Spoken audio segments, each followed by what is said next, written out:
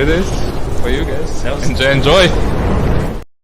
Welcome to another thrilling edition of We the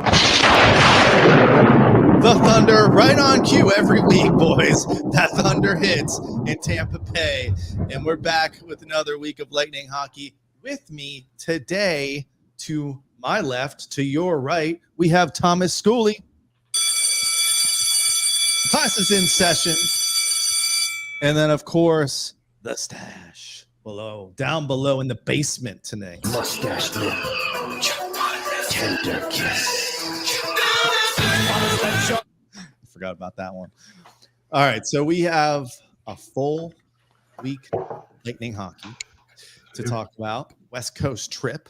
I got to bring this up now, and I'll put it in the chat. Next week is the big competition for the ladies only.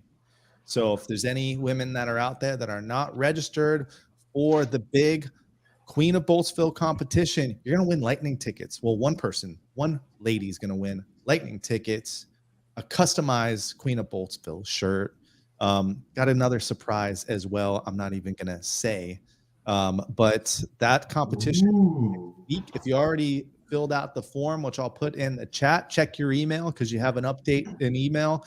And I will update you later this week before next Monday for the big competition. It's trivia. If anyone's out there scared, worried, it's trivia about hockey, mostly about the Lightning.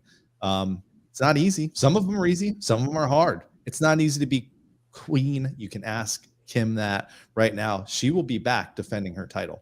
So good luck. She's my front runner. I don't think anyone's going to take down the current queen. I guess we'll have to see. Maybe we'll have to add that into our our little game later this week and find out who's going to win.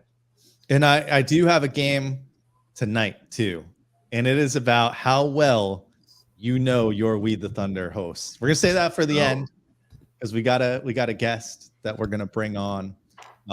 Let's bring him on. He's I'd still say he's new to the area. Everyone's new to Tampa Bay. He's been here for almost 3 years now. Almost 2 years. Okay, so yeah, you're still new. Under 2 years, you're still trying to find your way around town. He's found his way around all the sporting events around town, and came in at a good time as well. But let's bring on Evan Closky. He is the guy you see on TV. I found him on Twitter because he's awesome to follow for Tampa Bay sports. Evan, welcome to We the Thunder. Thank you. I appreciate being on. First off, the introduction video has me jacked up. So I'm ready to go right now. Okay, man. Ready to run through a brick wall. Seriously. All right. We want to see that in the next broadcast. We know there's that brick behind you. So. I know we do have the brick. And honestly, if I ran full force, I would go right through because it's made of nothing. It's not real brick. Well, just remember that when they are ready to retire that set, I think last episode, just gonna go right from the back into I'm gonna be the Kool-Aid man. Yes. I'm gonna be the Kool-Aid man. Just go right through. Go. Okay. So yeah, what we want to do is we want to go through some of the games last week with you, but we want to kind of welcome you to Tampa. You've been here a couple years, but like I said, you're still new to town. Yeah. And you came from San Antonio, right. A news station there. So, what are your thoughts on, being in the Tampa Bay area so far? Oh, I mean, for me, I graduated college and I went to Fargo, Spokane, Washington, San Antonio, and then here. And by far, I mean, living in Tampa is the coolest area that I've ever lived in. I mean, beautiful all the time outside of the summer where the humidity gets you, but around water, man, I mean, just walking on the Riverwalk, once you kind of go to Burns, you kind of become, the real deal down here as far as like officially a resident. So once I got that crossed off, like halfway through my first year, I was like, oh, I'm starting to get comfortable here. But I love it here. It's amazing. And not to mention the teams, the Lightning, Bucks, Rays, they give me plenty to talk about. I really don't have much of a gap in my schedule outside of right now because the Bucks lost a little early. Yeah, it's funny because we were kind of chatting back and forth about getting you on. You're like, well, kind of depends on that Buck schedule. And I was like kind of saying, yeah, I don't think you're going to have to be worried too much. I watched the playoffs. I had to be prepared for it. I had to be prepared. Yeah, you had to be ready. But yeah, Bucks are out and here's Evan. So, Bucks lose, we win. All right, so you've got a good chance to cover the team, the Lightning, for a while now. What are your thoughts on the season so far? We're over halfway through the season. It's still towards the top of the standings. But what are you thinking going into kind of the second half of the season as we hit the All-Star break, trade deadline, and then into the playoffs? Yeah, I think it's been a real methodical approach. I don't want to jinx it with saying this, but, up until this point, we haven't really seen the Lightning face the injury adversity we've seen in the past. Their studs have been on the ice nearly every game. The blue line has been shifted, and the guys been here, guys been there. But for the most part, who we expect to be out there and their stars have been on the ice, which I think has created stability, chemistry, and you're seeing that in some of the lines, and not to mention, since Cirelli was the big injury, but he was making his way back, along with Bogosian. But for the most part, they've been pretty consistent. Obviously, we want to see them a little bit better on the road. I thought they proved that this last trip, which we'll talk about, despite kind of the crash landing there at the end. But beyond that, I think we're seeing a team that is doing what it has to do in the regular season to get to the tournament. And more this year than previous years, with Boston being the team that they are and where they are in the standings, it's going to take an epic collapse to ever sniff first in the division. So, right now this organization has to find a way to try to get past Toronto so that when that rematch comes, they'll be going through Amalie Arena, which based on their home record this year, 17-4-1, is what they want. But tough to complain too much. I think they need a little help with depth. The school bus line hasn't quite been there. Corey Perry has like a -14, and I don't really like plus minus as a stat, but when all but 6 of his points have come on a man advantage, and he's a -14, whereas like the next lowest mark is maybe like, I don't know, I don't want to speak out my ass here, but it's not even close to a -14. Like, he is far and away the worst plus minus. That's a bit worrisome, and obviously he's a veteran. I don't imagine I can get rid of him, but someone like Vladdy hasn't really caught on as they've hoped to provide that scoring depth. And that's $3 million at that too. And so you brought up a little bit of the trade deadline. Julien Brisebois always talks about dollar in, dollar out with the flat cap situation, and how much they literally are like gasping for air up against that line. Trading Vladdy as a part of some sort of deal to bring in somebody who can help provide some scoring depth, or, do what they kind of did in like a Hagel type deal. That is something I'm kind of keeping my eyes on, because with that money, it does not pay to keep Nemestikov. And at portions in the beginning of the season, I actually thought he was playing well and running into bad luck. But now I think the bad luck is deteriorating on him, despite him scoring, he did score this week.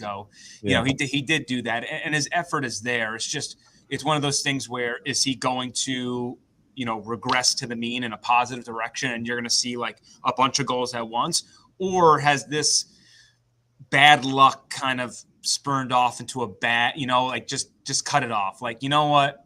It's not working. Let's hit the eject button. We have some money now to play with, and let's bring in somebody who can make an impact. So I definitely love what they have in the top 6. And they even have some depth there on that third line to an extent. But they definitely need one other bottom 6 scorer. And I think that they probably would like to have some depth on the blue line. I don't know how much they can really do there. But the way that they've cycled in kind of that extra they haven't found that winning formula for that last defender to earn the job. It's just constantly trying to give people opportunity to get experience just in case you get hot in the playoffs. Perbix is probably the best option there, but I think the organization would maybe like some stability entering the playoffs in that spot. But it's going to be interesting what Brisebois can do, and in my opinion, I don't care about the picks or the prospects. Your window is now continue to, maximize on Stamkos and Hedman and Kucherov, kind of still at their peak of really being stars in this league. Because I'm not so worried about Isaac Howard in a handful of years. I just rather if I can couple up him and Vladdy for someone who's really going to help get this team back into the Stanley Cup, then JBB's got to do that. And I think he will, because that's been his history. Yeah, for sure. And that's an interesting idea as well. So, we're short on draft picks because Brandon Hagel and some of the deals that we've made, do they have to go back to some of their prospects and put them on the line? And, like you said, I think now's the time, right?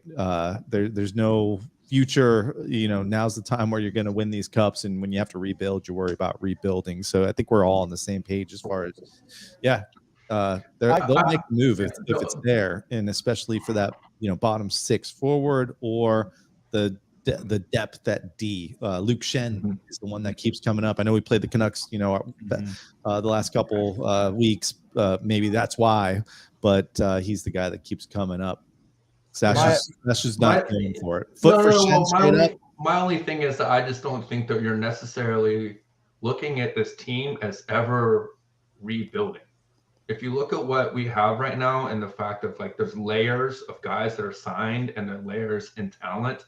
So I think that's the only thing that JVB is also keeping in consideration. Yeah, the window is now, but if he plays his cards right, that window is still going to be, at least halfway open for the next 10 years, if not as open as it is now. So that's the line he has to dance with. And I mean, Nemestikov, $2.5 million. That's really the only guy that we have that's going to make any kind of cap clearance, that's going to bring anybody that's worth anything. And I still wonder how much of it is still chemistry, because Coop has been juggling the lines a lot. Even, when that top three isn't doing it, we saw in Calgary, or in Edmonton and Calgary, they switched that top line real fast, put Stamkos up there real fast. So I think Coop is still doing that thing mid-season where he's still just kind of cycling guys, getting them used to playing with each other. Whoever knows, knock on wood, haven't had the injuries, but you never know.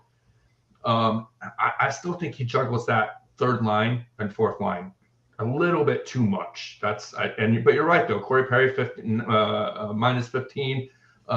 Second worst is Colton at -5. Yeah, so exactly. That's the big thing. That's a disparity of 9, almost 10 between Corey Perry and Ross Colton. And Ross Colton's kind of been struggling on that third line too, trying to find his identity. So that's really the key. You thought, like you said, Vladdy would come in and fill that role and kind of have that chemistry from before. Maybe he's, matured a little bit, but he's not finding it there in that third line. So you got to find someone to get that third line going. Paul has regressed since he went to that third line and came away from Stamkos and Killorn. He hasn't been doing what he was doing up on that second line. So, that's the thing. Do you keep Cirelli up there? Do you move them back down? You were talking, they had that shutdown line with Killer and Hagel and Cirelli, but I don't know how well that played in the long run because we kind of needed more scoring depth. So, yeah, it's another trade deadline with JVB and no cap space, right? And I would say this is almost like one of the Verhaeghe Marchessault situations where people are going to be like, oh my God, he would have done so better. Look, he can go somewhere else and do good. We saw in the preseason with Vladdy that he got the hat trick. He was kind of lighting it up in preseason, but he wasn't on that third and fourth line. I think when JBB brought him in, it might have been maybe to compete for maybe one of those spots on the 1 or 2 line. And now if we decide he's going to stay in those bottom 6, he's expendable. I thought he was brought in to possibly go back with Cooch again. But I think they really like that Hagel, because once Coop put the Hagel line there together, I don't think there's any taking them away, except for occasionally put the Stammer up there. And the insurance when Cirelli was hurt, who knew how fast he was going to come back. So you get a veteran player there in Vladdy. He's definitely expendable now if the long run is to leave him in that bottom six. You don't pay someone that. And Bellemare is the only other one that I can see possibly be traded. He doesn't have a huge cap hit for us, but I don't think they're too impressed with him either. Are these guys really valuable to another team, though? Right. I mean, that's the thing with, with how the Lightning run. Like, I think objectively speaking, right, I would think that Bellemare, Corey Perry, they're needed as upgrades. But they're so valued in the locker room that it's going to be tough to get them out of that emotionally. And that's not to say that they haven't done stuff like that before, because, right, Matthew Joseph was part of a Stanley Cup winning team, back to back. And last year they're like, see you later. And parted with him. And he was, a beloved member of that locker room. But these are veterans, and there's something to be said about rolling into the playoffs with guys who have been there, who have seen a lot of hockey, and have sort of the head on their shoulders to handle that moment. So there's some juggling there. There's also some line juggling. That what I love about John Cooper post Blue Jackets debacle is they see the bigger picture, and he understands that during the regular season I have to see lines and people work together and build this Rolodex in my head for totally different matchups, and know that when I get into the playoffs, these are the people I need to use and their strengths and their weaknesses. This is going to work. I know this doesn't work. And he's tried it because he's not trying to necessarily win every game. He's trying to build up information and, of course, win along the way, because that's a necessity. But while you have a little bit of a cushion, you have to think smarter and think the long run. So that's something that they do better probably than anybody. It's a chess versus checkers type deal. And that's why last year they made it back to the Stanley Cup final, where they probably outwilled a bunch. They outwilled Toronto, the Rangers. Coaching, I thought, at least definitely in the Rangers series of adjustments, is where they shine. Yeah. That's where they shine in a 7-game series. But and the matchups, because if you go by what you and Stash were saying about the plus minuses, you look at that Vladdy line, and they're not way down there in the minuses, because Coop likes to do that, where he not necessarily be scorers, but they be matchups against those other scores of the other teams.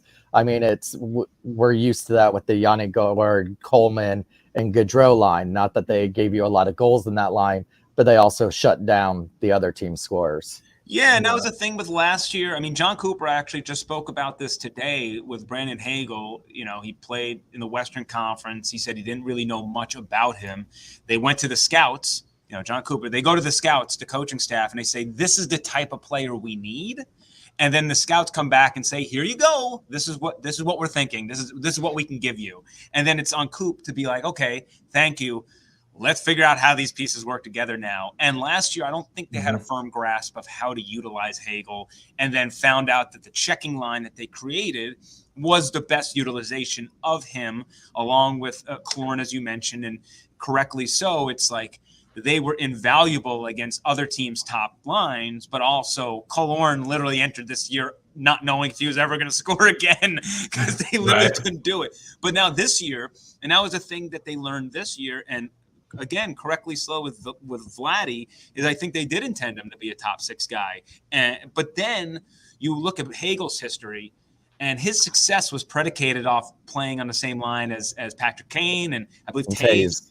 And so he was a guy who was a little scrappy dude in a line full of veterans and stars that was the piece that you needed to allow the stars to be stars. And I'm just here to capitalize. I'm here to and he also provides takeaways on a line that necessarily isn't defense first.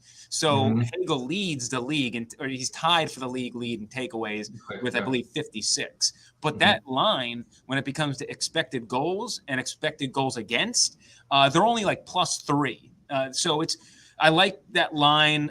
If anybody watches basketball, it's like watching the league's like highest scoring offense, and the games are going to be like 131 to 120. Like that's what you get with that line. Like we're not the best defensive line out there, but what we have in terms of firepower should scare the crap out of you. And that's why you got to keep them together, because they really are an engine. It's just a matter of where do they find the correct combos underneath that, because they do have like a good depth problem, but it's also, as you mentioned, right, you move Paul off that line. Paul was like, oh my God, like how did the Bolts steal Nick Paul away for this cheap? Look at the points. He's already surpassed what he's done in Ottawa. And then they move him off with Stammer and Killorn. It's like, now I can't understand how it happened, because you stop playing with 2 Hall of Famers. Well, 1 Hall of Famer and a guy that's been around the off his best season point wise, not playoff, but best regular season last year. And those guys, I mean, have been playing together for 7, 8, 10 years now, almost 5, 6 years on the same line. So yeah, and that's what we're talking about. Paul, that's probably another reason why Nemestikov didn't get that crack at the top 6, because he fit in so well with that second line. And here we are. We also have to think about the fact that Rudy Balcers is coming back. He's on LTIR conditioning right now. He's got a minimal cap hit of only 750, but maybe you do something with Hayden Fleury or a Cal Foote. Those guys both. I mean, Cal Foote's an RFA next year, only 850 hit right now, and we've talked about a lot on this show. He's 24 and he just doesn't quite seem to find his way on this blue line yet. And I feel like he's had a lot of opportunities. That might be something that you could at least get him another opportunity and make room for Balcers and see what he's going to bring you if you feel like Nemestikov is still part of that depth that you want. And that's the tinkering, right? That's the question that JBB has to ask is, okay, what if Balcers comes back? We slip him into the Vladdy role. Can't be much different than what Vladdy's giving me now. How about I use that Vladdy money? I'll give somebody Cal Foote and a pick, and now I'm going to bring in a pretty good defenseman. And how about I just I fix up our blue line a little bit?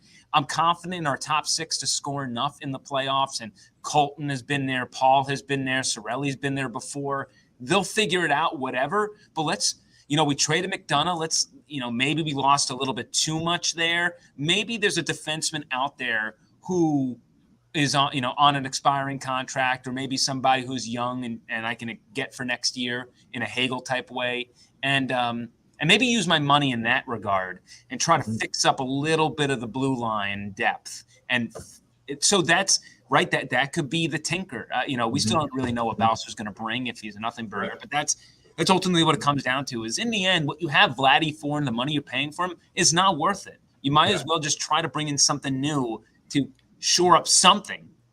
Yeah, and the thing about you talk about Pierre Bellemare, Corey Perry. Those guys also have big roles in special teams. Bellemare is big on the PK. If you see, Cirelli or Killer in the box, he's going to be the guy out there filling their role in the PK that they're normally there for. So, he's one of those 4 forwards out there. And then, Corey Perry is on that second power play, and he has a lot to do with making it successful. Whenever that first power play was struggling, he was one of the guys that helped get the power play going with that second unit. So, and they both only have $1 million hit. It's just, I don't know. I don't see a lot of value elsewhere for those guys. And then throw a wrench in it. Now Maroon's hurt. Of course, it doesn't look like it's anything long term. Maroon didn't practice today, and he's game time decision. Perbix looks like he's coming back, but he's still a game time decision for tomorrow. But he could possibly play. It looks like Maroon's probably going to be out tomorrow. And that's where you got to have those pieces, that those veterans and stuff to move right back into if you do have someone that gets hurt. Did Cooper address the Maroon injury today? Yeah, I mean, he said they were going to find out a little. They know the answer now, because this morning he said they'll find out a little bit later how Maroon is doing and how he'll do for tomorrow.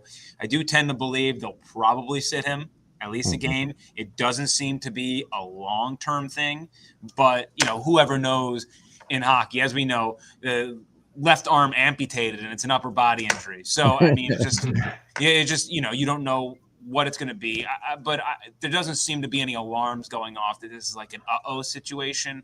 And in the grand scheme of things, I love Pat Maroon. He's really just an enforcer out there at this point in his career. So, it does give you a chance to kind of have somebody on the fourth line step in, bring in somebody and see what they can do at worst case scenario. And I would guess that Perbix would return. If not tomorrow, then I would say by Thursday, he should be back. The only reason why I think it would be tomorrow is because I haven't seen any kind of call up or anything. And if they were going to go Perbix and Maroon out, I thought they would bring up someone from Syracuse. Of course, they could still do that tomorrow and already be in town. But I have a feeling Perbix returns tomorrow. That's ABB is tearing it up down there, or up there, I guess I'll say, in Syracuse. But, I mean, for the folks that have been watching this team, ABB's had his chance. He's had his chances to play on this team, and he just, hasn't really done much with it. So I don't know. He might be a career AHLer for us, but same as Gabriel Dumont, Corey Conacher, Condra, and the list goes on and on about those AHLers. Wilcox. We talked about and that's the thing with Barre-Boulet is it's one thing to score, which we know he can do. Can you do all the other things that John Cooper wants you to do within structure? And that in the past, I felt like has been his frustration without saying it.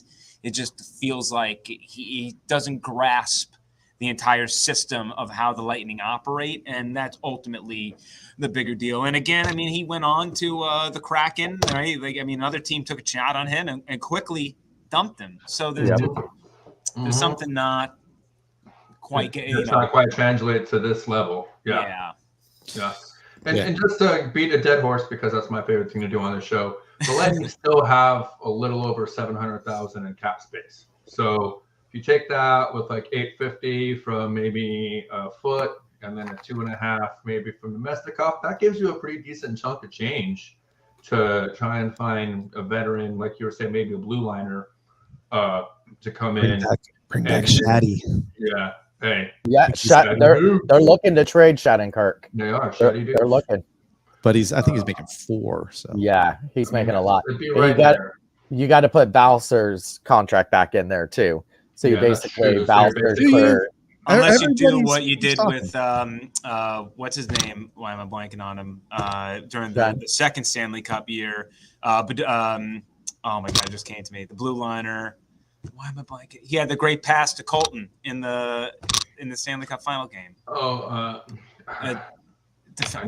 Whatever. But you essentially use a draft pick or whatever and try to have someone else pay the money. You can try and do some of that. Man, this is pissing me off. I see his face. Savard?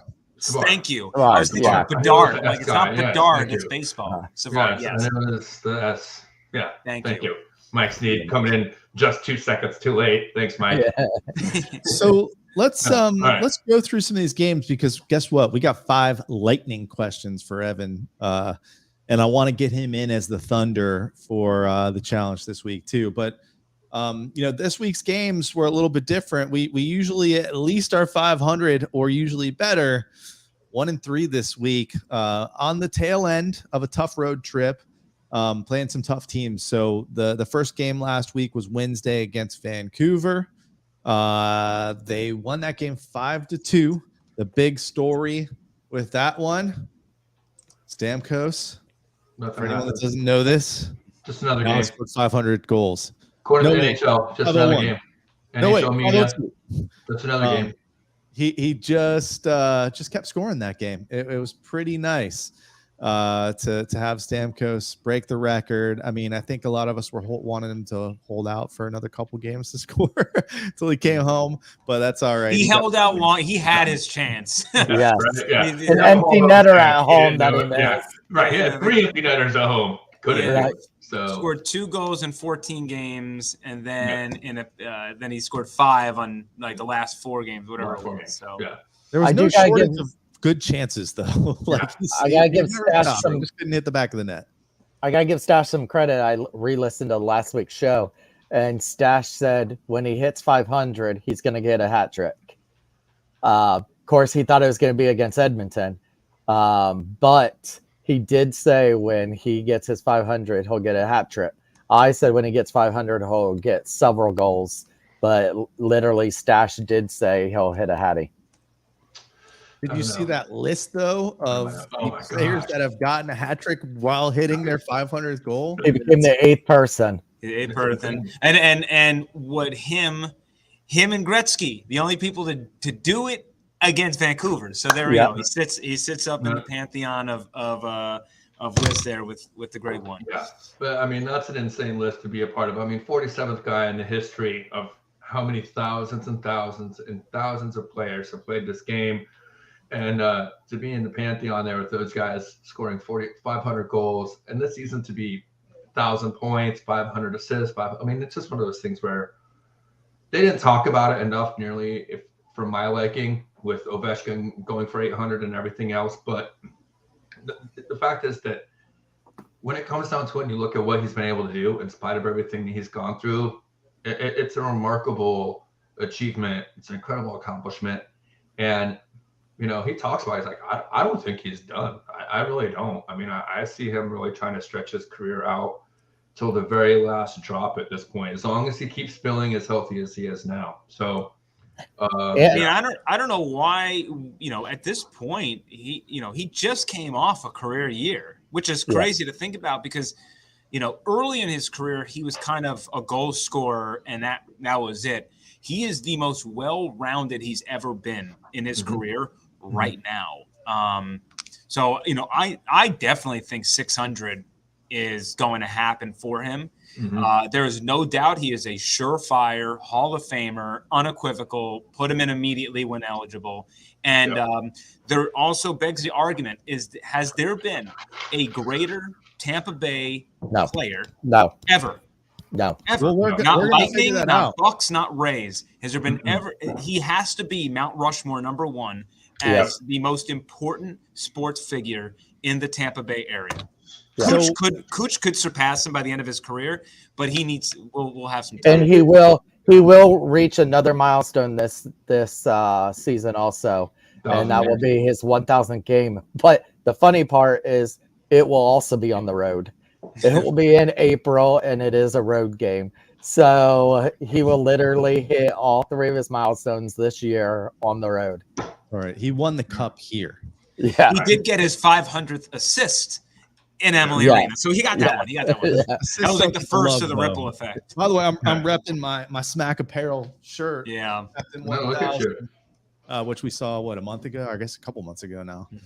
He had 1,000. Evan, just so you know, we did on our site a fan kind of vote back before they won the Stanley Cups of who is the greatest Bolt of all time.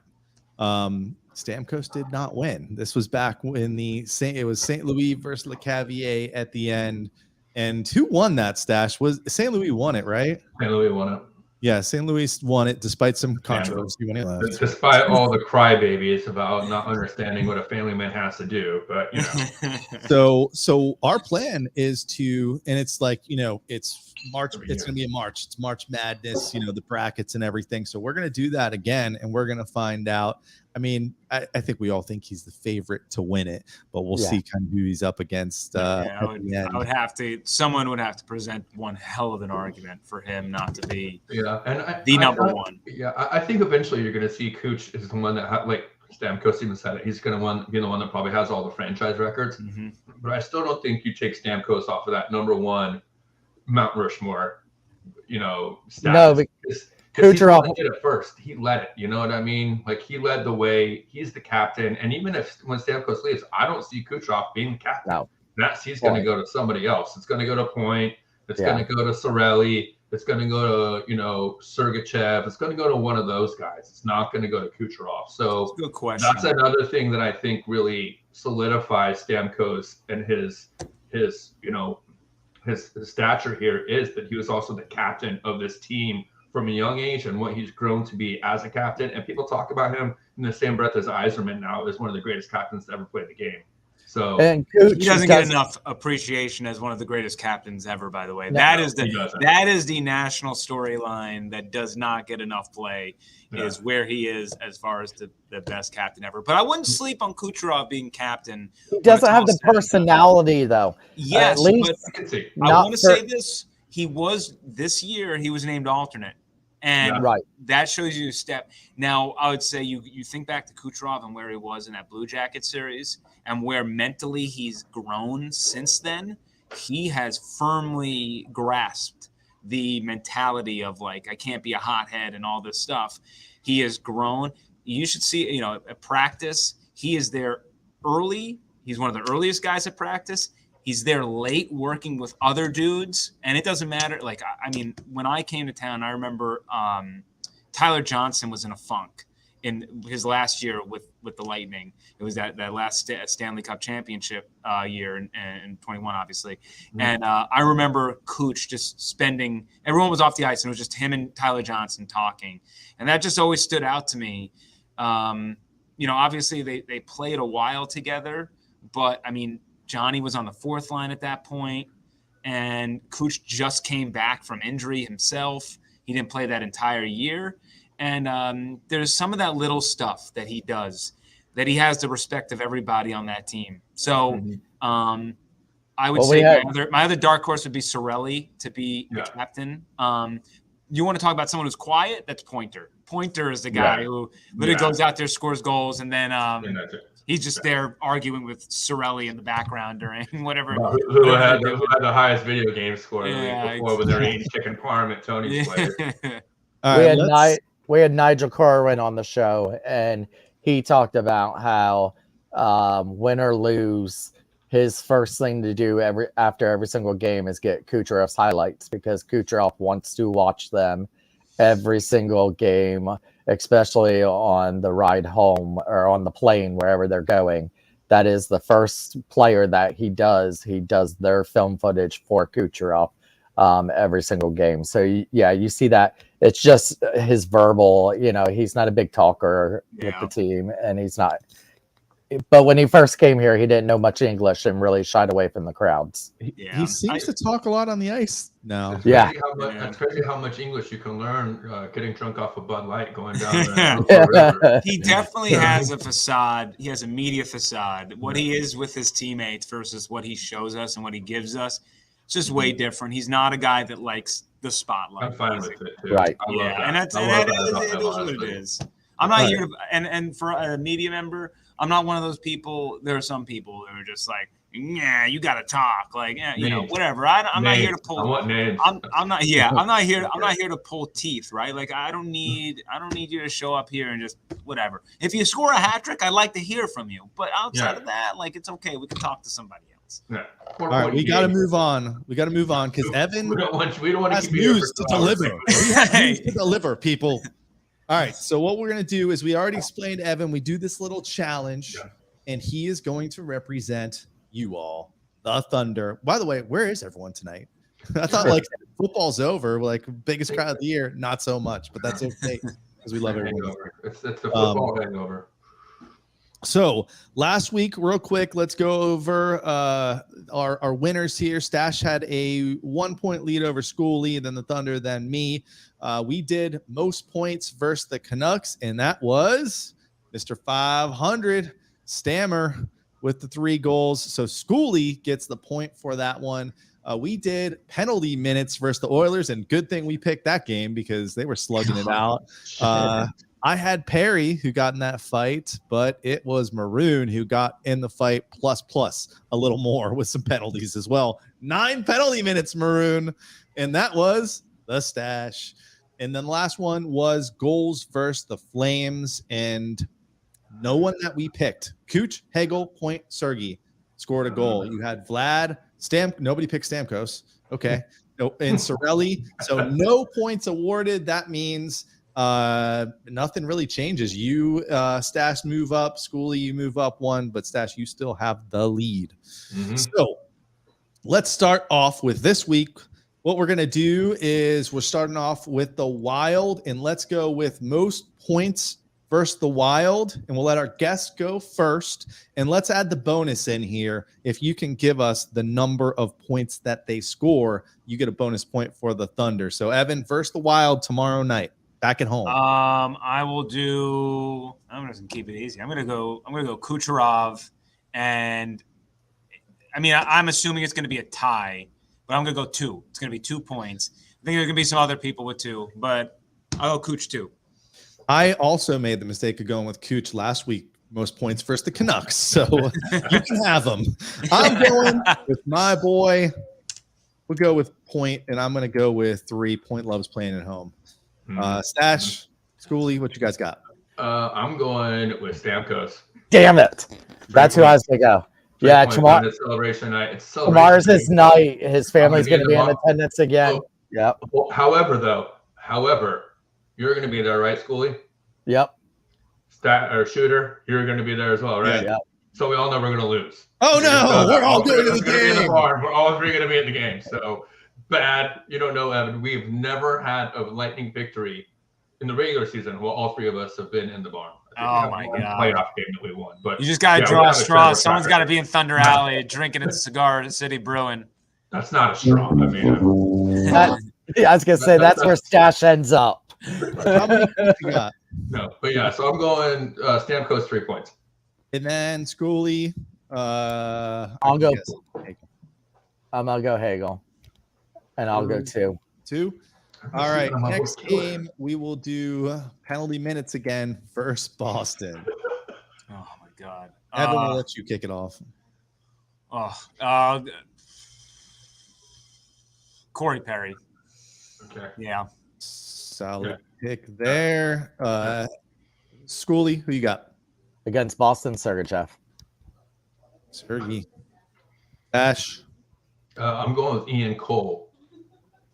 Cole's Penalty always machine. Exactly. He's always good for at least 2, if not 4 a game. I'm going to change it up. I'm going to go with, you know what? I'm going to go with Killer. I can always get into it with Boston.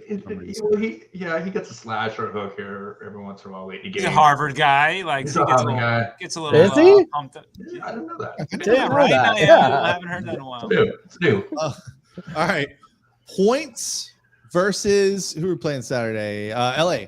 Points versus LA with the bonus. You can guess the bonus, but D-men only. D-men. It's also Gasparilla. I was gonna say it's Gasparilla.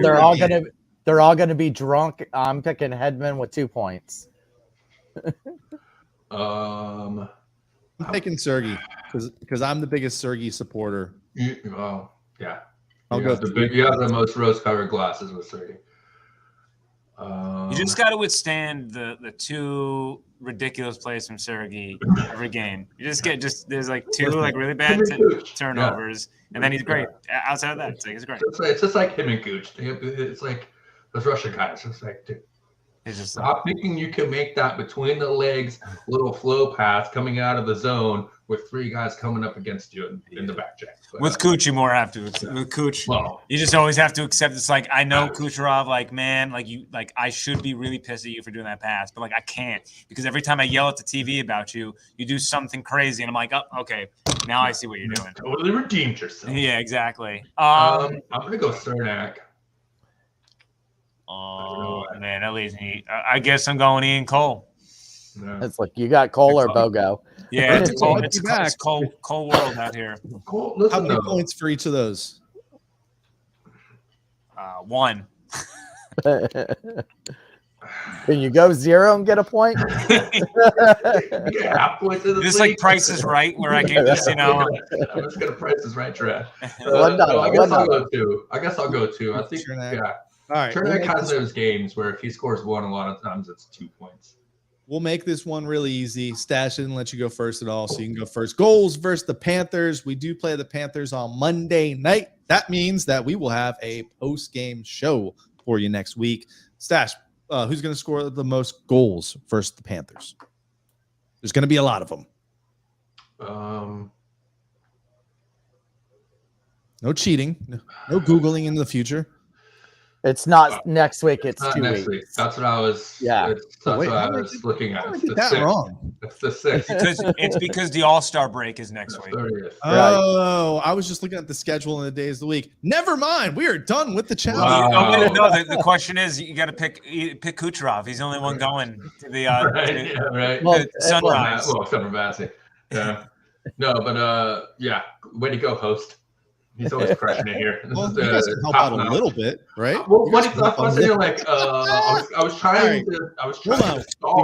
We got to get Evan out of here. We got 5 questions for him. All right. These are Run him out. listen, these aren't necessarily about hockey, Evan. That's okay. might be a problem for you. So if it is, just hang up. All right. 5 questions. They're supposed to be lightning round. No explanation needed unless I ask for it. Okay. First one is best barbecue. You came here from Texas. You've been all over the place. Kansas City, North Carolina, Memphis, Tampa barbecue. He was born in New York. The best barbecue I ever had was actually outside of Phoenix. Ooh. Yeah, surprised myself as well. Must have been someone that moved from Texas. All right. Next one is, what is your favorite Bolts jersey? We've got a bunch now. We've got at least double than last year. First off, just not whatever the retro thing is this year. Oh my I'm god! going to change right now. I'm going to go change. Right now. My favorite old school Lightning uniform, like the 90s Bolts uniform. OG. Yeah. OGs. Good deal. This one might get controversial. Let me get my buzzer ready here. You answer honestly, though. Better Riverwalk, Tampa or San Antonio? It's apples and oranges. It really is. I would say the better Riverwalk aesthetically is San Antonio. The better Riverwalk for like non-tourists is Tampa. Like nobody who lives in San Antonio goes to the Riverwalk, but it's cool. But everyone who like lives in Tampa goes to this Riverwalk because they enjoy it.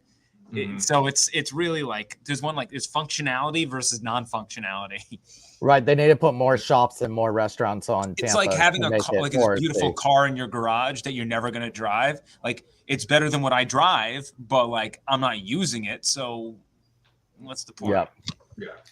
We'll accept that. All right. Well, this one's and it's a still a work in 9 progress too. here, too. Still a work in progress there. If you were stranded on an island with one Lightning coach or player all time, doesn't have to be this team, who would it be and why? Maroon. Maroon. I need. No Look, explanation if I'm stranded on an island, I need some tomfoolery. I need some way to get through that. Yeah. All right. And then He can last climb one. the tree with his bare hands. Last one. I know the answer. I disagree with you because this is one of my first tweets to you, actually. Does pineapple go on pizza? No, just zero. No, absolutely not. Evan, Yeah, but you're from Closky, New York, and you probably think New York pizza is better than Chicago pizza. So yeah. That is also true. Look, I'll pull the Jon Stewart quote. All right, if I get drunk at 3 a.m. in the morning, I don't want to worry that I'm going to drown in my pizza. Okay. True story. Evan, thank you for jumping on. How do people find you on the TV, on the Twitter, all that good stuff? No, I appreciate you guys for having me. You can check out 10 Tampa Bay, obviously the CBS affiliate here in Tampa. You can find me on Twitter at @eClosky WTSP to the bottom of the screen. Also 10tampabay.com, tons of content pumping out, whether it's Lightning, Bucks, Rays, whatever is kind of happening in our area.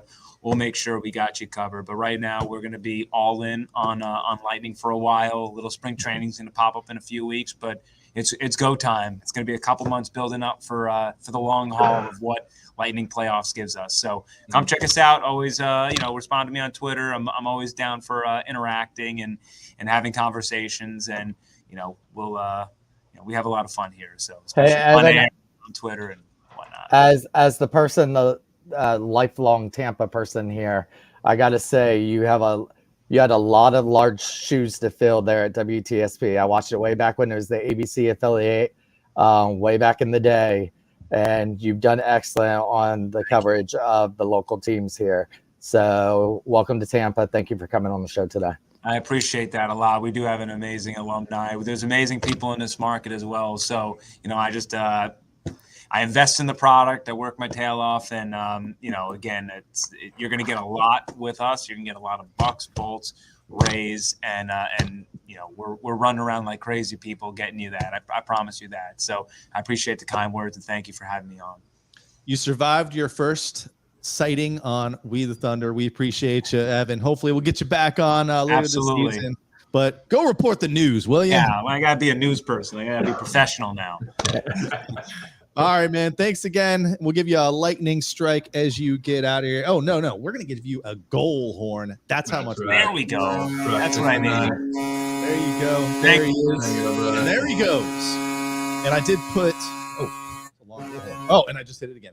I did put the link to his Twitter in the chat there, and I did that is how I really kind of know Evan through Twitter, because I don't really watch regular TV besides the old Netflix. It's not regular TV. Anyways. No.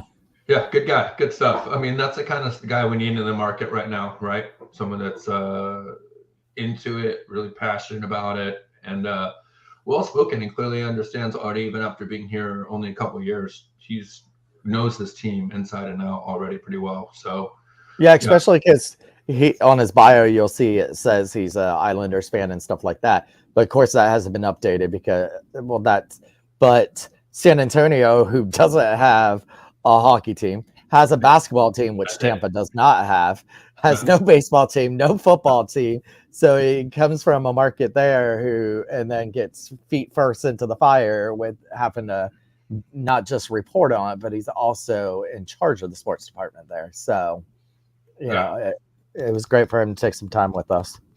Yeah. All right, so I would like to try to play this game if we can get some players. And by the way, see Jody in the chat here. If anyone is signed up for the Queen of Boltsville, this is the same format that we will use for that. So good warm up for anyone that will be participating in that. But what you do is you go to www.kahoot.it. You enter that pin, or hey, just scan that code, and you will be able to answer the questions on your phone. Or other mobile device. See if we get a couple people in here. I think I mentioned it at the beginning of the show, but this is about the hosts of We the Thunder. So how well do you know us? By the way, Jody's going as my guest tomorrow in the game, and me and her in attendance, if we're sitting next to each other, we have not lost a game. So we're hoping to counteract the three of us being at the game. We need something. We need something. Something's going to give tomorrow night. Yeah. I said it earlier in the season, we just need to get committed to where we coming on the All-Star break, whatever, when there's a long homestand, we all three just go to every single game until we break the curse. They're bound to win one. That's the only way to do it, right? Let's pick a Chicago or a Columbus or something game. Yeah. They're gonna win. They're gonna win tomorrow. I will go live on Instagram at Shooty Shoots if they win the game tomorrow night as a celebration to say we have. So Jody, Steve, Mike, one of you guys, some of you guys, go in there, go into Cahoots, and put in that game pin and play this game. We're testing it out to see how well it's going to work for Queen of Boltsville next week. Please. And we're going to see how well you know the three of us. Yeah, let's get one more in there. See Killer Lord Jr. We know that's Steven. Let's go. Let's get one more in there if anyone else can play. By the way, Lightning Hall of Fame has been announced. You can vote for your pick for the Lightning Hall of Fame. I think it's going to be a no-brainer, the first one, if they're just going to do one this first year. Two. And it should be two. And it's available on the Lightning app as of today, as of noon today. Who are we talking about with that the other day, that they're going to do two every year? Eric. No, I was talking with somebody. No. I think I was talking with somebody off the show, but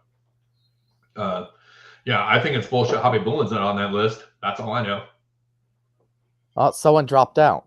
No Boolin. Well, that rooster, Yeah, red rooster. Come on back, Rooster. If we get one more, we'll fire it off, and I'll tell you what, the winner will get a free brewski from one of us if you find us tomorrow. Yeah. And we do have the code open tonight. Goals 10, 10% off your Monkey Colt coffee. So go get your Monkey Colt coffee tonight. And then also, don't forget, with the Lightning coming back to town, WTT Pod for SeatGeek.com. You can get yourself some tickets, $20 off your first purchase on SeatGeek.com. So Monkey Colt, SeatGeek, those guys help support us do this show. More news coming on that from those sponsors, and maybe some more very soon. But hey, that helps us out when you go do that. Oh, I see one more in the game here. I think we got a game. Let's start it off. That's all awesome. right. Let's clear them out. Real quick, I did want to give a shout out to Sticks of Fire. They had a watch party for the Calgary game at the Advent Ice Arena. Was that okay? Yeah, it was at it's at the sports bar that's inside the ice complex there. Yeah, my first time there. That place is amazing. I went there the other day. They had Lightning trivia on Thursday night, and I went there Thursday night. Yeah. That was my first time there. Yeah, solid bar, good food. They've got like 4 or 5 different rinks. It's a really cool environment. And Six Fire had a good turnout there. That's how I'm going to the game tomorrow. Shout out to them. I believe that's how Shooter's going to the game tomorrow. So, and I picked up some new shirts for them this year too. So I'm excited about that. Dang it. While I was running my mouth, we lost our 4th guy. I apologize. Yeah, what happened to you, Mandingo? He had to go get a new coffee. Let's see. We'll give him another minute to come back. That actually gives me a good reminder, because I know how much. Well, actually, I can't say it. I can't say Gucci. It. Might be part of the questions here. That's probably Kim. Gucci. All right. Well, we're gonna roll with 4 because we don't want to keep this show too long tonight. So if you are on there, get your phones ready. You're going to see both the questions and the answers there, and it matters how quickly you answer. You want to be the first one to answer, so you don't want to go Google. Well, you can't really Google it because it's about us. All right, here we go. We don't hear any sound. You might hear some cool sound on your device. Well, this is about 9 questions long. It's going to go by real quick. What host grew up going to Washington Capitals games? Oh, I know this. It has been discussed on the show. Not all of these have, but most of them have been discussed on the show. So you should see on your phone, by shape, by color, by actual text, the different options to choose. And you do have to click that on your phone. So everybody picked a different answer, and somebody got it right. It was me. I used to go to Washington Capitals game, LFG TBL. I used to go to games at the Cap Center when I was a youngster. True or false? Schooley has met the entire Braden Point family. I know this answer. Well, it's about you. I'd be afraid if you didn't know. Very simple. True or false? You just choose on your phone which one. One person says false. Everyone else thinks you know the entire Point family, and you do. So more points for LFG TBL in the lead so far. Let's keep it rolling. Which host actually plays ice hockey still? Shooter, Stash, Schooley. This is a true test if you've actually listened to this show. This is. Someone said Stash, and then the rest of you got it right. So I was going to say, if anybody picked me, they were no longer allowed to watch the show. Miller Jr. takes the lead. He must have known that one right away. By the way, I would like to say, just because I know my co-hosts hate this, last Wednesday night, Stamkos scored 3 goals, but Shooter scored 4. He scored 4. Try to keep up, Stammer. I don't know if I've scored 500 yet, but not in the NHL. You can narrow that. I'm shocked that you don't know you scored 500 yet. Who got kicked out of Sunday school for cracking jokes? Everybody except for one goes Stash, and you are wrong. It is Thomas. Hey. Kicked out of Sunday school. They never let Stash in Sunday school. They never let him in. All right, let's Jody. Yeah. Right away. By the way, the faster you answer, the faster or the more points you get. So we're coming down to the end here. Which host plays the saxophone? Sexy Sax Man. I don't know if this has ever came up on the show. Maybe with a guest in some sort of fleeting question. But everybody knew it. It's the Stash. He never it hangs on my wall. Hasn't really made us any type of intro music with it, but Maybe someday. Jody's still in the lead. They said he's the only one that can keep talking and have enough breath. All right. So true or false? Stash loves dogs more than cats. More than cats. It is false. Most of you guys got it 3-2, but no, Stash is actually a cat man. It's true. Doesn't know what he's way missing. better. And Jody still in the lead here with the last two questions. Which host lives in Tarpon Springs? We have kind of all mentioned where we live on the show at some point or another. And guests across the board, and whoever said Shooter, that's me, got it right. I live in Tarpon Springs. That's your zip code, Tarpon Springs? It is. It's weird. Right? I'm like right on the border. Yeah. All right. What else we got? Which host was a senior patrol leader in the Boy Scouts? One of us, at least one of us, is a Boy Scout. And at least one of those Boy Scouts was a senior patrol leader. Damn. You can't get past Thomas School. You just have that Boy Scout vibe. Someone picked Weeblo Stash, before it though. was cool. I was a Weeblo. I got to the Weeblo. I had a blue shirt. Change here. Jody's running away with this one. Last question. Who is Stash's favorite Bolt? Make the easiest question. The true test if you've actually watched the show. If all 4 of you don't get it right, 5 of you get it right. No. Oh, people got it wrong.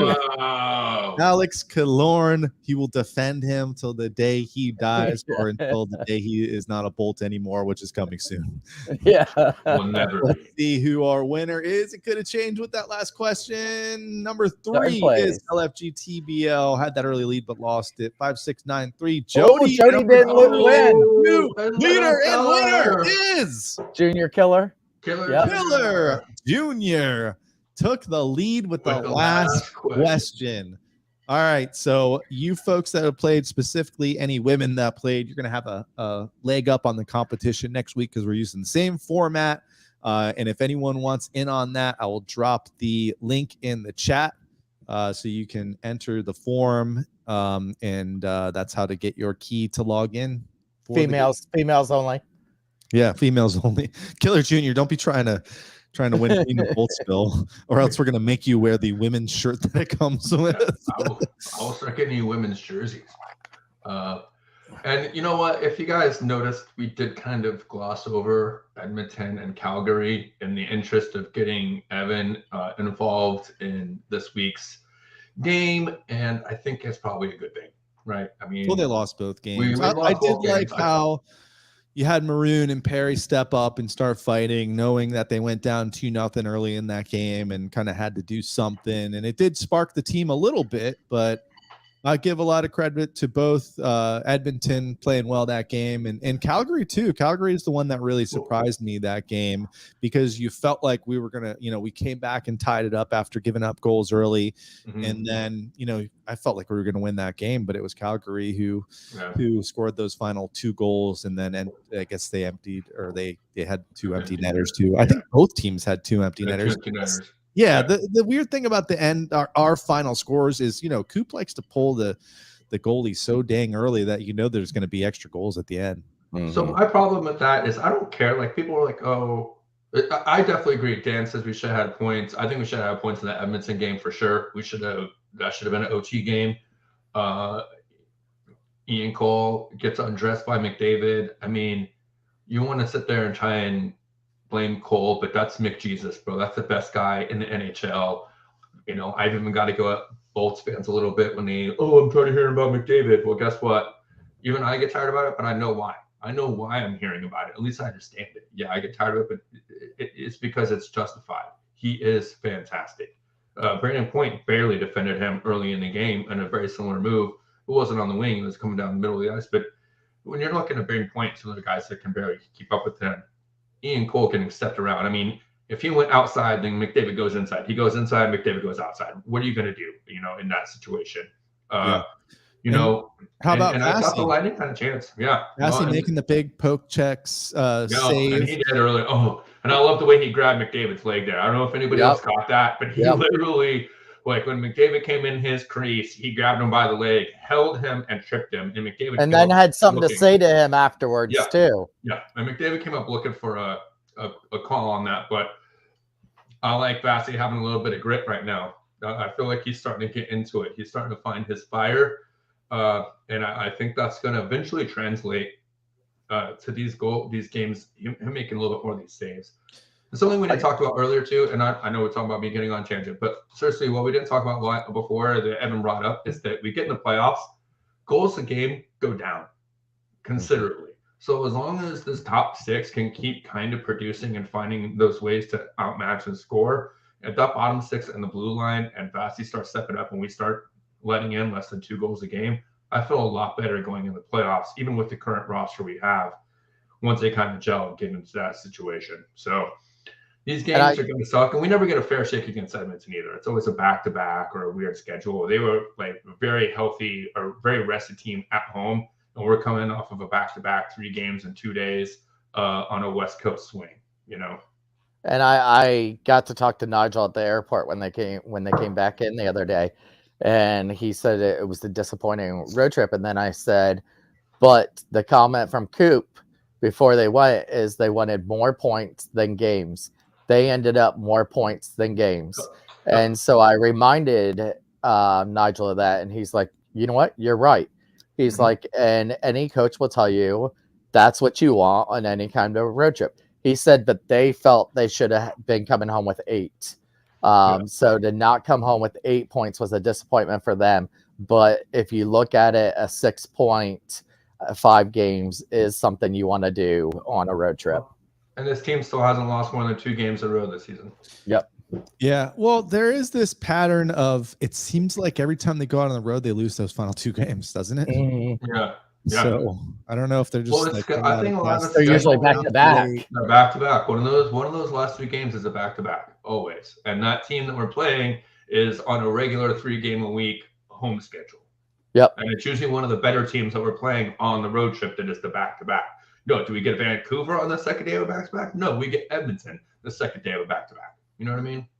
So you think that the guys like threw some cold ones back after that Vancouver win and Stamkos? I don't know how they did it. Oh, they were drinking in the locker room when on the video of his 500th goal. So Yeah. Fast forward, and they're drunk on the plane. They're drunk on the plane. Nothing. Yeah, right. The day after. So. Yeah, I mean, those are tough games to play at the end of a road trip. Edmonton's been playing really well. Calgary, I thought we could have won, but like I mentioned, they probably played their best game of the year. Yeah, and they're a good home team too. Again, that's another team that plays really well at home. So. But Uyghur's making those comments, and then Coop came out with that statement that he, Uyghurs don't do that when you've been eliminated from the Lightning the last 2 years in the playoffs. Yeah. Okay, this is regular season, yeah.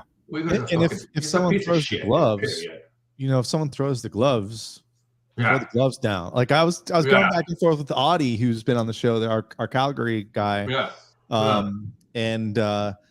And I was saying, like, if that happens to a Lightning player, they're dropping the gloves. They're not like they're not baiting you to get ready you to draw a penalty. Right. Uyghur is that guy. Uyghur is that guy, 100%. He's never gonna... How many times do we see that though, where we're like, all right, we got a call, and then Cirelli fucking jumps on the guy's back. And he's like, you know what? You take the guy down. So Uyghur, that's probably part of the reason why Florida kicked you to the curb, even though they could probably use right about now. Hey, that's what I was saying at the watch party on Sunday. I said with a lot of like I said, with the Stick to Fire group, and those are guys that usually I talk about shit with about other teams. This is those Sticks to Fire guys, and Uyghur is one of those ones. We were just that guy has got and there's a reason why he's not in Florida right now. There was also two kind of cool, one cool moment, one like, what are you doing? What are you doing was the Edmonton, clearly Oilers fan staged video pulling off the Vasi jersey and throwing it on the ice. Like no Lightning fan would do that. Good drop jersey. Yeah, it was a good jersey. Oh, I thought it was Vasi. No, it was Cooch. I must have just saw the 8. So I was like, it doesn't matter who it is. No Lightning fan's going to do that after kind of, what this team's done for, us as fans. And not a road fan, not a fan on the road. That's such a clearly staged situation. And then the other one almost taking away the spotlight from Stammer and the hat trick and the 500 goals is the kid in the stands behind the bench gets hit with the puck. And then all of a sudden the Lightning bench is like throwing, everything, sticks, here's strap, my phone numbers. Went from tears to like, and the best thing was he's like, Egblom said if the kid stays long enough, he's gonna end up with a whole uniform. And it was he's gonna end up a trophy for one of the players' daughters. Yeah, his name's etched in the next Stanley Cup. Yeah, that was awesome though. And and that's the thing we're talking about. We're gonna bring a few more segments coming into the season. But yeah, it's crazy how you can have a highlight like Stamkos scoring 500 goals, and that's almost a thing with hockey. That's what we love about these guys, right? The fact that the kid almost gets hit in the puck, gets to keep that puck because it almost hit him. Then they give him another puck. Then they give him a stick from Hagel. Then I'm sure he probably got to shake hands and have some kind of interaction after that too. So that's pretty awesome, and that's what we love about this game, right? Yeah, and sorry, I that Calgary and the Edmonton game, they just kind of blended into one. They're all Canada of L's. Yeah, exactly. The good news is they're back in town tomorrow. We've got Boston on Thursday, which is going to be a tough game, and then we've got the Saturday Gasparilla Classic with the Kings in town. Unfortunately, I'll be in Orlando, of course. I will be crawling into the arena that day on Jello shots. Something we didn't Stash mentioned it a little bit. Congrats to Vasi for ended up getting on the fan vote for the All-Star game. That was something else I did talk to Nigel about. And I said, do players that aren't initially selected, do they want to? Because now, of course, it looks like Ovi's injured and can't play in this year's game for the third year in a row. Yeah. Which means he'll take a suspension from 1 game suspension. But so here's a little thing that I found out, that if they are not on the original roster, they don't want to get voted in. Because once that initial roster is announced, they start making vacation. So I know Fleury is going to Arizona for a golfing trip. The Russians you will find down in Miami. So if anybody's down in Miami next week, that's where they'll be. And then quite a few of them are going to the Bahamas. So if anybody's going on a cruise to the Bahamas during this off week, look for, I would try the Atlantis Casino, the high rollers tables. Try and there. you might see some of your favorite bolts hanging out will there. Braden Point be there though? Because he's the one that really deserves to go to an All-Star game. I can tell you, he loves table games. Yeah. Okay. I'll tell you, I kind of had my take as always. I would rather guys get rest.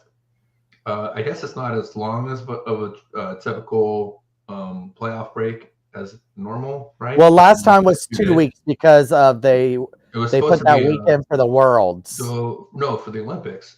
Or Olympics, sorry. But even still, it's usually it's a whole week. Like 10 days, I think.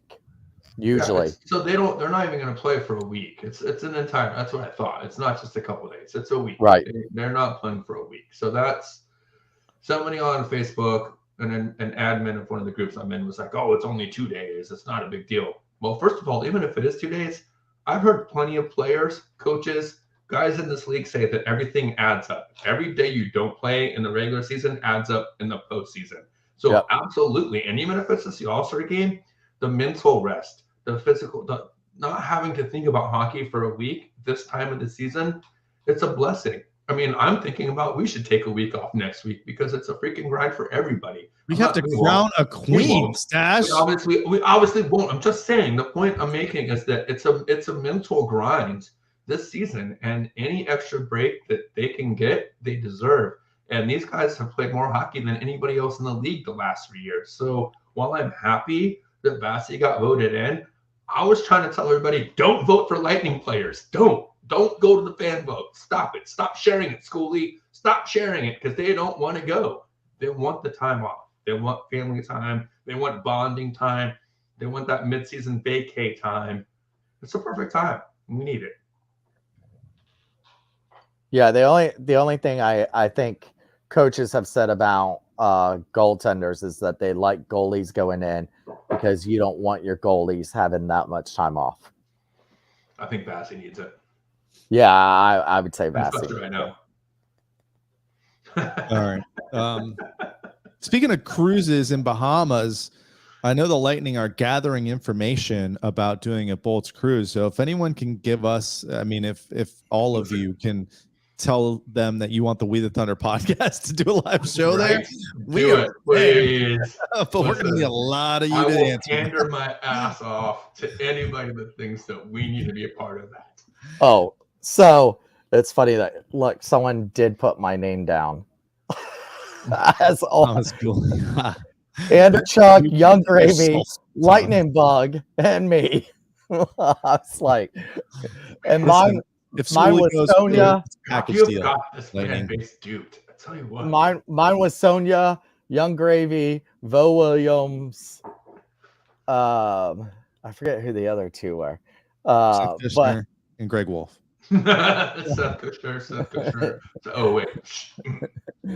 JB, what's his name? It better not be a week-long cruise. All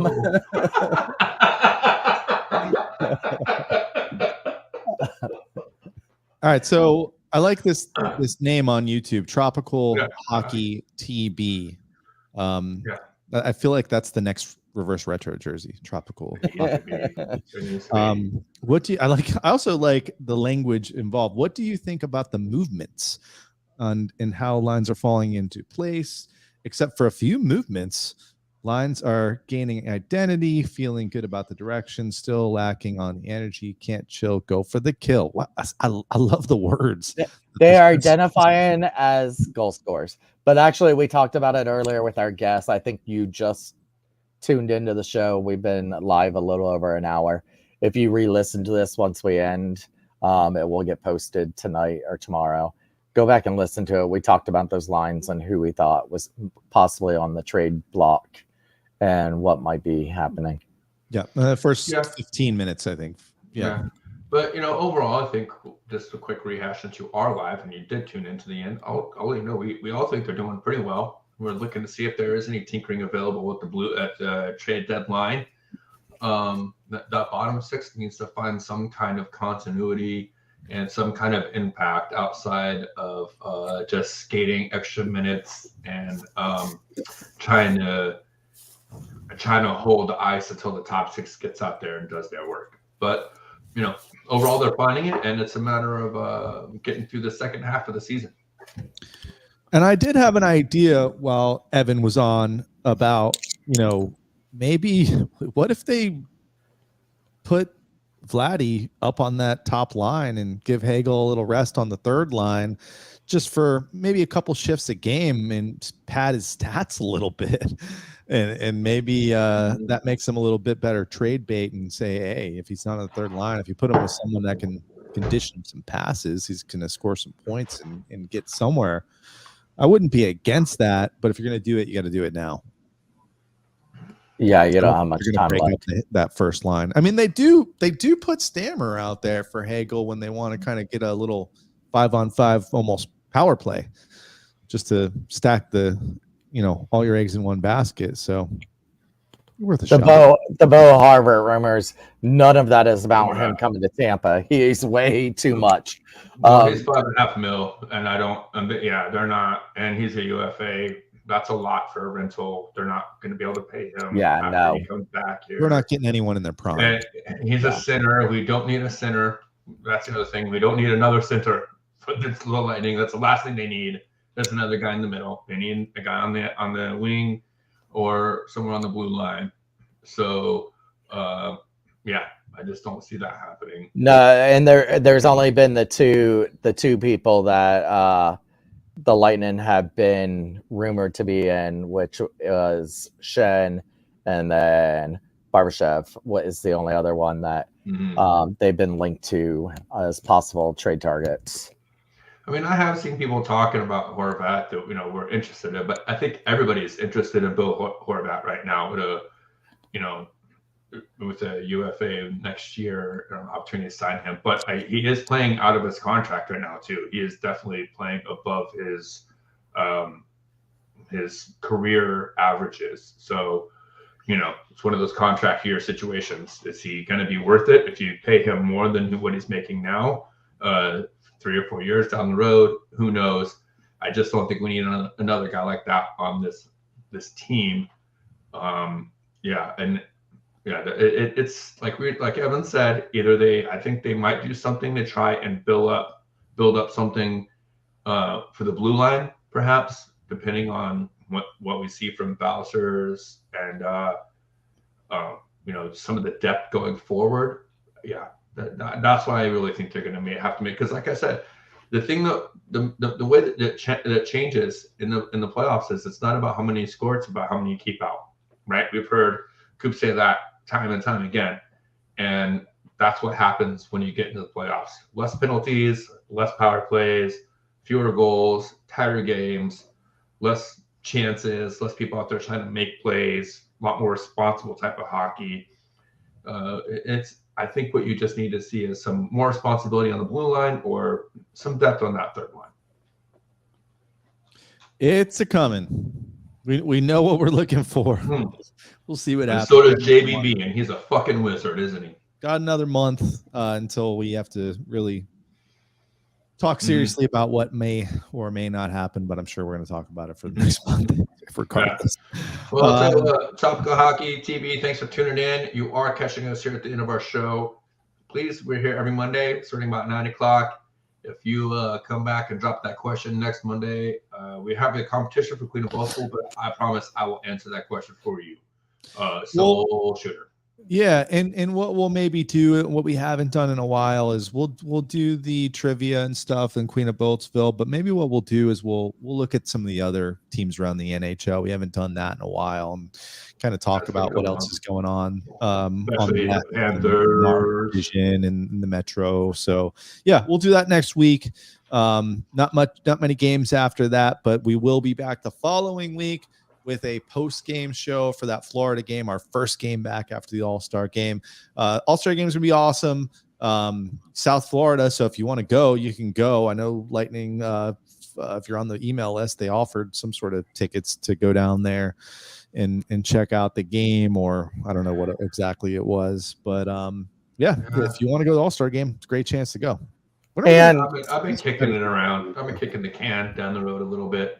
I've never been to an ASG, even the one here I missed for some dumbass reason. So, and the thing, one other news that happened over the last couple of days is, of course, Bruce being fired, and the worst kept secret over in Vancouver, and former coach Tocchet was hired there and brought in Adam Foote.